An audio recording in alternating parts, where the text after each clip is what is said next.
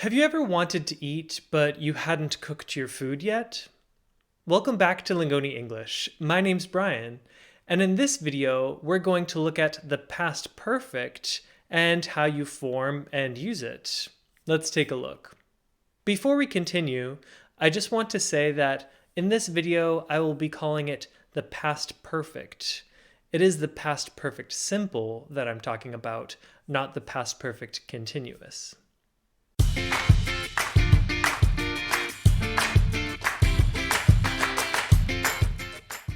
Now, we use the past perfect when we're talking about two actions that happened in the past, but one action happened even further in the past than the other one.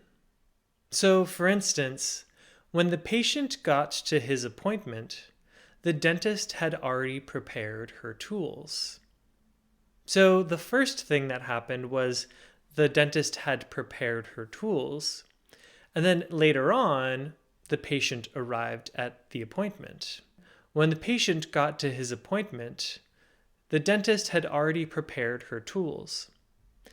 In this sentence, the word already helps us know which action happened first, but the past perfect also helps us do that. Let's look at another example and see if you can tell which action happened first. My alarm went off right when I had fallen asleep. My alarm went off right when I had fallen asleep. First, I had fallen asleep, and then after that, my alarm went off. We know this because I say, I had fallen asleep, which is the past perfect. Let's take a look at the formation. So to form the past perfect, you use the subject plus had plus the past participle of the main verb. Some people call this V3 or the third column verb. For example, the dentist had prepared her tools. She had pointed to something. Remember that all subjects use had as the helping verb. And in spoken language, we often contract them into I'd, you'd, she'd, he'd, it'd, they'd, and we'd. Now let's look at the negative form. Here you would say, for example, Greg hadn't burned the peppers, Marley had. Notice we use the contraction hadn't in the negative. But in formal writing, I'm more likely to write had not instead. Greg hadn't burnt the peppers, Marley had. She was surprised to hear his voice because they hadn't talked in years. She was surprised to hear his voice because they hadn't talked in years. Now let's look at one in the question form. Had you watched a tutorial before you built the shelf? This uses the typical question form of helping verb plus subject plus main verb. So here it's had plus subject plus the main verb and the past participle. Again, had you watched a tutorial before you built the shelf? And another one, had he called you before he left? Had he called you before he left?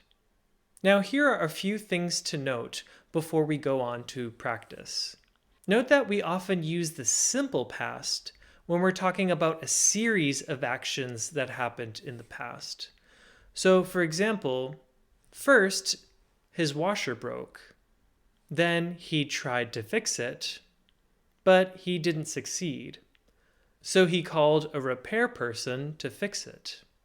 Here, I didn't need to use the past perfect because I was telling a series of events that happened in a story. But the past perfect, we really use to emphasize or stress that one or a few events happened before another past event.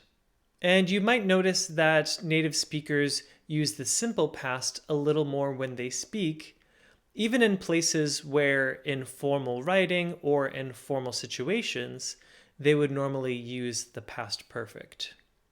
All right, let's move on to our practice. I'll give you two sentences together, and you can recreate those sentences into just one using the past perfect. There are multiple correct answers here, but I'll just give you one or two. The main thing to look out for is that your verbs are correct. And remember, you can always pause the video if you need some more time to think. First, Francis left, and then I arrived. As one sentence together, you could say, before I arrived, Francis had left.